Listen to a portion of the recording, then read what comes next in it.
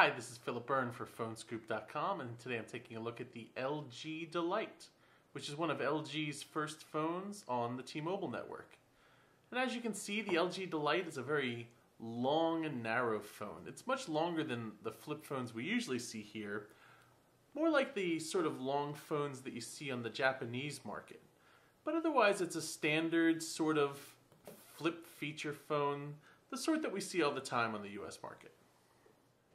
Now, most of the fun on the LG dLite happens on this external screen. As you can see, you get this sort of clear light up bar at the bottom. You have this disappearing display here that'll tell you incoming phone numbers and play cool little animations, things like that too. It's nothing we haven't seen before, but LG does a nice job executing, and it really does look pretty sweet on this phone. I like the look of the LG dLite. I like the white and bright pink color scheme. I think the younger crowd will find that sort of exciting and unusual. It might be a little loud for older folks, but it's still kind of fun to look at. I like the bright white number pad with the sort of rounded buttons here. It's a very modern look. It's kind of a step up from what we've seen in the past. It doesn't really offer anything new in terms of function, but it's still a nice form. Now you can customize some of the display on the outside here. You can choose from a number of animations, and you can even create your own screen here, though you can't create your own animation scene, which would have been a very cool customization option. And as you can see here, the menus are also sort of fun and playful too. It's not really that unique, it's still your basic kind of icon grid, but LG throws in some nice animations, some cool style, and it has a good look to it, I think. Again, I wish it offered something a bit new over what we've seen before, but they still do a good job making it look nice.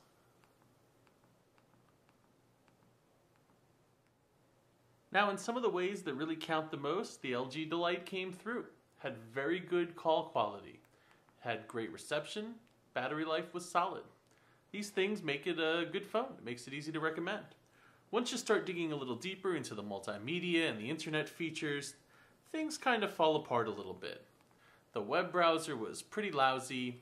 The email and social networking features were just kind of annoying. They did a horrible job with notifications. I was constantly getting notified of new messages, only to find that it either wouldn't deliver those messages, or they wouldn't show up properly, or they just weren't there in the first place.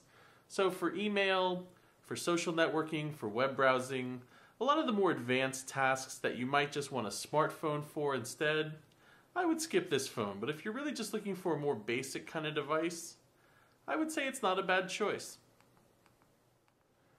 So here's the Social Buzz app, which handles social networking on the LG dLite. It can grab status updates from Twitter, MySpace, Facebook. It's very, very basic. It pretty much just offers status updates. You really can't do anything else with it. You can't browse profiles, you can't upload pictures with it. But if you just want status updates, it works fine. Unfortunately, it sort of goes overboard with notifications, and the app was notifying me every single time I got a new Twitter message, which was pretty annoying. The phone has some very basic multitasking, so you can sort of leave Social Buzz open in the background and then go back to the home screen while you try a little bit of web browsing. Now, the phone does use T-Mobile's 3G data network, but I found it very, very slow. So here I'm loading up the full HTML version of PhoneScoop, and most of the times in my test this has loaded up fairly slowly. It seems to be going pretty quickly right now. I must have some better reception up here, but overall I'd been sort of disappointed with the data speeds, especially on some of the slower tasks like the social networking, where it really took a long time to load up my status updates. So here I get a Social Buzz message, but when I jump into the app, it doesn't actually give me the message it was alerting me about. It just kind of takes me to the app and lets me figure it out.